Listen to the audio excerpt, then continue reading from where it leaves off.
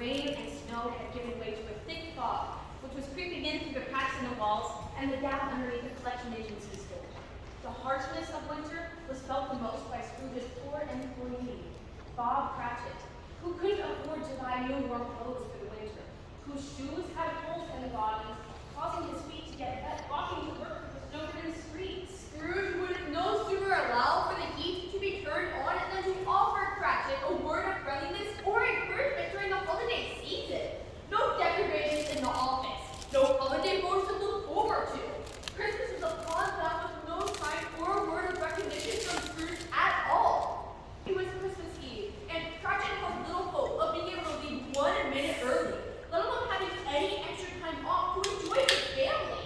Just then, Scrooge's nephew Fred entered the collection agency. His handsome face was warm and flushed from the brisk walk in the cold air to his uncle's office. His jolly eyes sparkled cheerfully as he said, "Merry Christmas, Uncle, and a Happy New Year." Humbug. Christmas is a humbug. Uncle, you certainly get mysterious. You don't mean that. I do. Merry Christmas indeed. What right do you have to be married? What reason do you have to be married? You're poor enough. You're probably in even more debt with all those ridiculous and meaningless gifts you buy for anyone and everyone this time of year. Well, then what right do you have to be so grumpy? What reason do you have to be stingy? You're rich enough and not indebted to anyone. As a matter of fact, people owe you money. Humbug. Oh, come on, Uncle, don't be mad. What else can I be when I live in a world of idiots such as yourself? Merry Christmas, my arse. What's Christmas time? A time for paying bills with no money. A time for buying yourself a year order, but not a penny richer. How are those credit cards you, Fred? If I had my way, every idiot who wanted us saying Merry Christmas would be buried with a stake of holly through their hearts. Uncle! Nephew, keep Christmas in your own financially ruinous way and let me keep it in mine.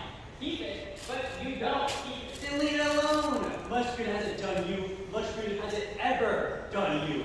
There are many things that I find good that I have not profited from. That is true including Christmas.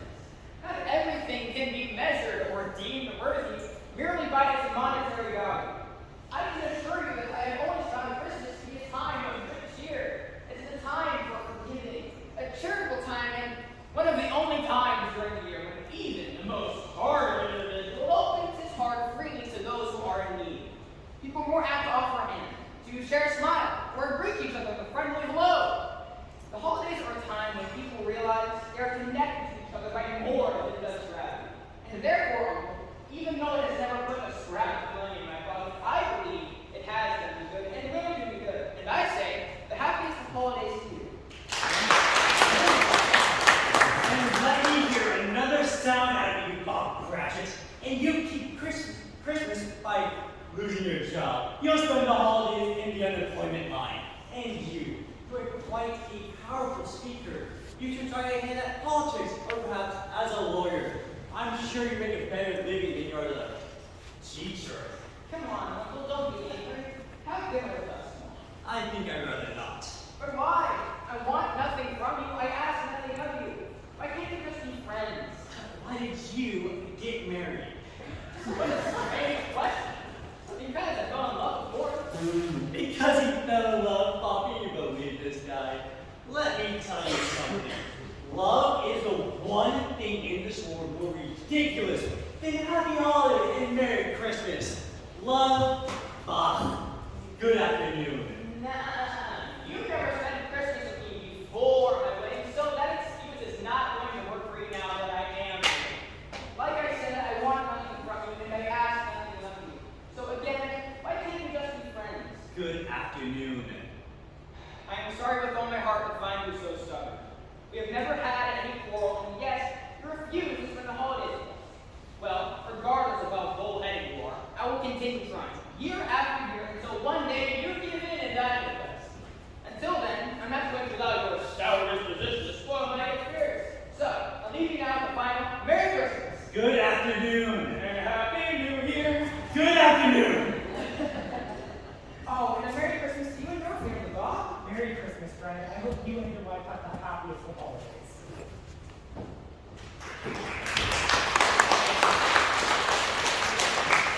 With that, Fred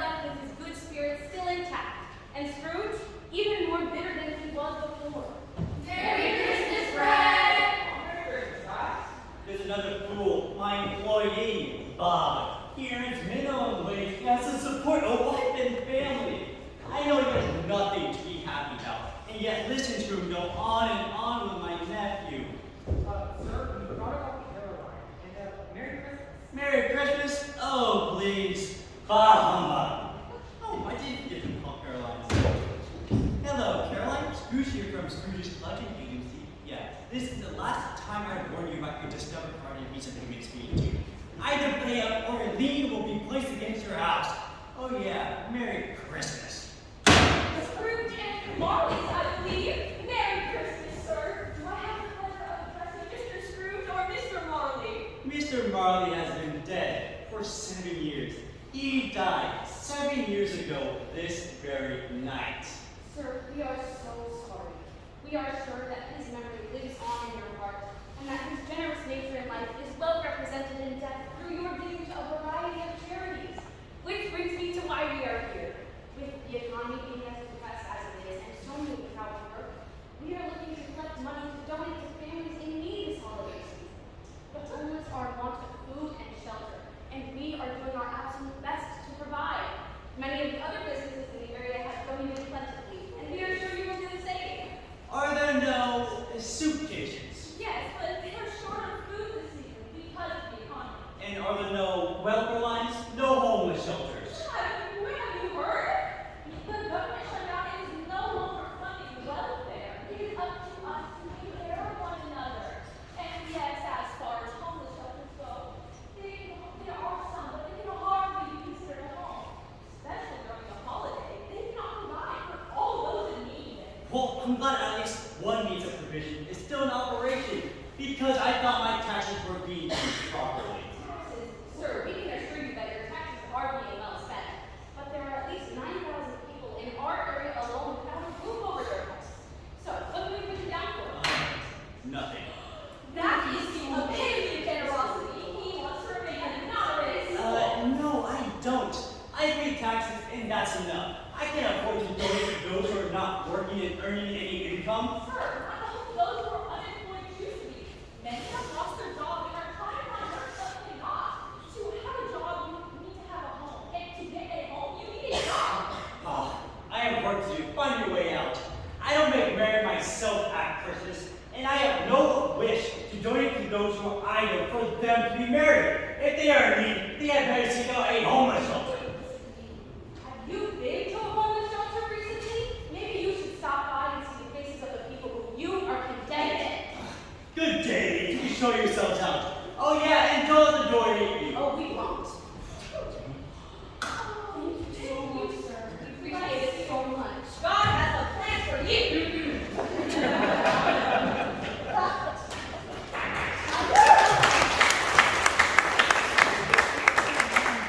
As the two closed up the shop, Scrooge braced himself to the cold by dressing in his expensive winter coat.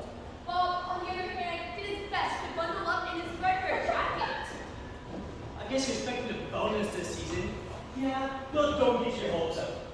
You're lucky I'm even giving you the day off. I cannot believe I have to pay someone for a day who's not even working. That is next to robbery. But, sir, it's only once a year. Poor excuse for being in his pocket every 25th December. Be here all the sooner the next day. Scrooge and Bob went their separate ways. Bob, with a smile on his face, greeted every passerby with a warm hello and a Merry Christmas. Deck the halls with boughs of holly, la la la la la la. 'Tis the season to be jolly, la la la la la la. Long now.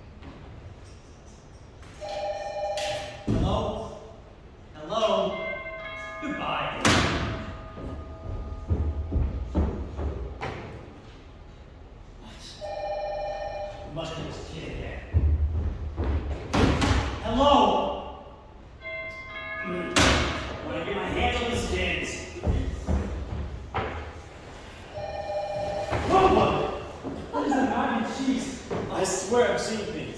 Why do you doubt your senses? Because any little thing may affect them. A slight disorder of the stomach, a bit of undigested cheese, and all of a sudden I'm hallucinating and talking to myself. There's more gravy than grave about you, whatever you are. What do you want with me? Much. Who are you? Ask rather who I was. Who were you then? In life, I was your partner, Jacob Marley. Mercy, God of ghosts. Why do you trouble me? Do you believe in things not of this world? Do you believe in me or not? I do, and unless my eyes deceive me, I must. But why do spirits roam the earth, and why do you want me? It is required of every man that the spirit within him connects to as many other people as possible, regardless of their position in life. We are called to perform good deeds. We are to lend a helping hand where needed. And if we do not do so when we are alive, we are condemned to wander the earth after death and witness the poverty, hunger, and sickness that we may have helped eliminate while living. You have chains weighing you down. Why? I wore the chain I forged in life. I made it link by link and yard by yard. I wrapped it around me, and of my own free will I wore it. Is its pattern strange to you? Or would you know the weight and length of the chain you bear yourself? It was as heavy and as long as this, 7 years ago. And you have labored on it since. Yours is a huge chain you bear. Uncle Marley, speak comfort to me, please. I have none to give. Comfort comes from other places Scrooge is conveyed by other ministers and angels to other kinds of men. Nor can I tell you what I would like to tell you. I cannot rest, I cannot stay, I cannot linger anywhere. My spirit never walked beyond our collection agency. Mark me, in life I never looked beyond our business, never saw the needs of humanity, and now I am doomed to an eternity of weary journeys. But you have been dead for 7 years. Have you been roaming this entire time? 7 years is nothing to an eternity, Scrooge. The mortal years on this earth fly by. Eternity drags on forever. Be warned. What you do in life resonates in the hereafter. But you will always have been a business, Jacob. Business! Humanity has been my business. Charity, mercy, empathy, compassion, and benevolence, those were my business. Why could I profit from the unfortunate circumstances of those whose lack of finances landed them at a collection agency in the first place? At this time of year, I suffer the most. Why did I walk the streets of humanity with my eyes turned down? Why did I ignore the poverty at my feet? Why did I never raise my eyes to see the millions of people struggling every day? Were there no homeless shelters which I could have donated my ill-gained riches? Hear me, Scrooge, please. My time is nearly gone. I will, but don't be too hard on me, Jacob. How it is that I appear before you in the shape you can see, I do not know. I have sat invisible beside many and many a day. This is no light part of my penance, believe me. I'm here tonight to warn you that you may have a chance and hope of escaping my fate. A chance and hope that I have obtained for you. You are always a good friend to me, Marley. Thank you. You will be visited by 3 ghosts. Is that the chance and hope that you promised me? It is. I think I'd rather not. Without their visitation, I hope to avoid the path that I now tread. Expect the first tomorrow when the clock strikes 1. Well, can't I take them all at once and just be done with it? Expect the second on the next night at the same time. The third on the following evening at midnight. Look to see me no more, Scrooge. But remember what has passed between us, for your sake.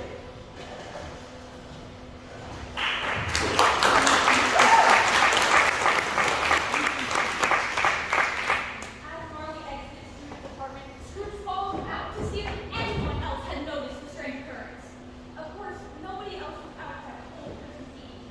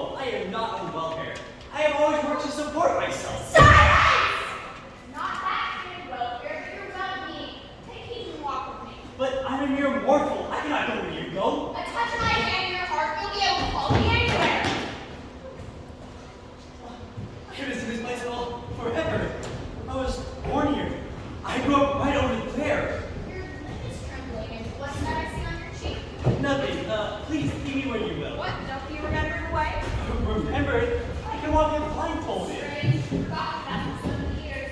Let's move on. As they walked, Scrooge recognized every gate and street and post along the way. Soon after a long walk, they ended up in front of the school. The boarding school's not quite deserted. There's a lonely boy with him, neglected by his family and friends. Oh, Abby, I've come to your help. I've come to your help. Oh, Wilbur, when station will you catch my breath? Okay, yes, can you believe it? Daddy's so much nicer than he was before. One night we were talking and made him tell you come back. He said that as long as you stay out of trouble, you're going to have one house and you can go home. I promised him you would, and he said to me get you, so you do not have to stay in this sensible boarding school anymore. I finally get to spend the holiday with my big brother. I am so excited, I can't wait. Maybe we can get a Christmas tree and build a snowman. Come on, everyone, we'll get out of here. This is so amazing. You're the best sister ever. Come on over here. Trying to celebrate for you, your sister. Rather sickly, I believe, but she's graceful, passionate at heart. Yes, you have the kindest, most giving nature out of anyone I have ever met. She died a young woman and had children, I think. One child, That's right, your nephew Fred. yes. What's wrong? Something seems to be bothering you? Nothing particular. Please, go on. Let's move on then. Do you know this place? Remember it? I worked here.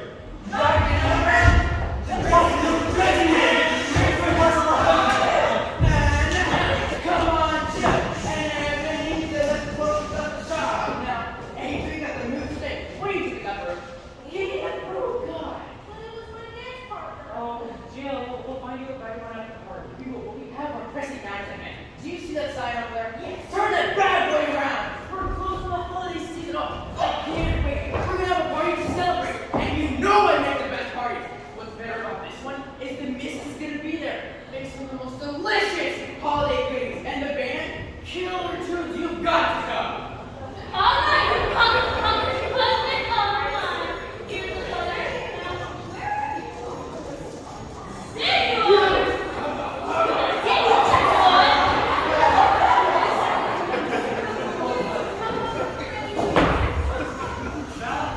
Marry me. Yes! Oh! A toast to the happy couple! Merry Christmas! Now let's go watch a Christmas horror movie!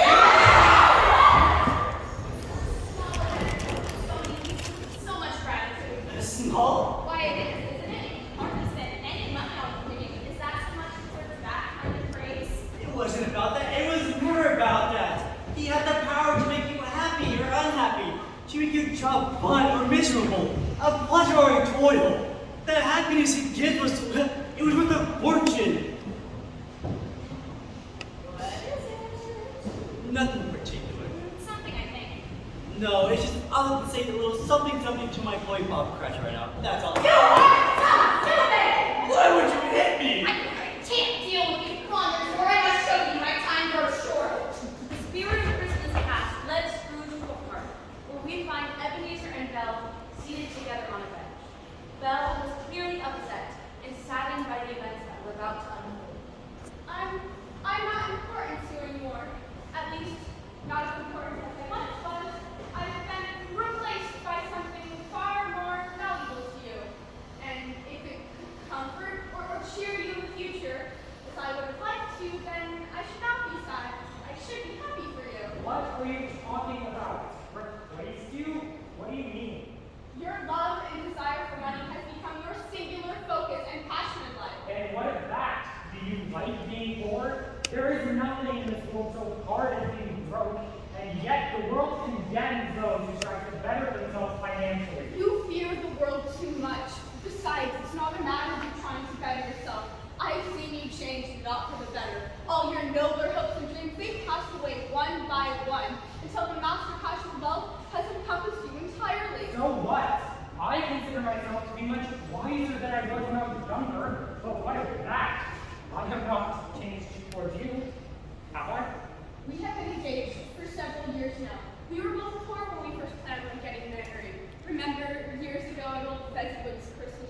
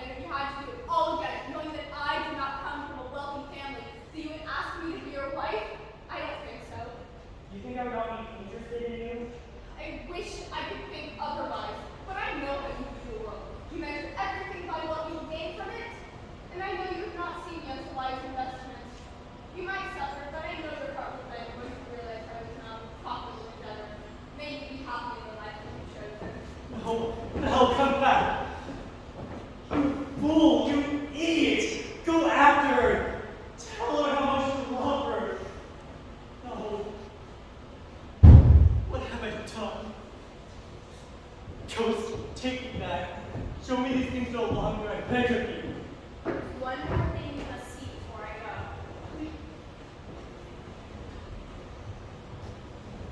This hell, but spirit, who is that with her? That is her husband. She's happily married with children and a place to call home.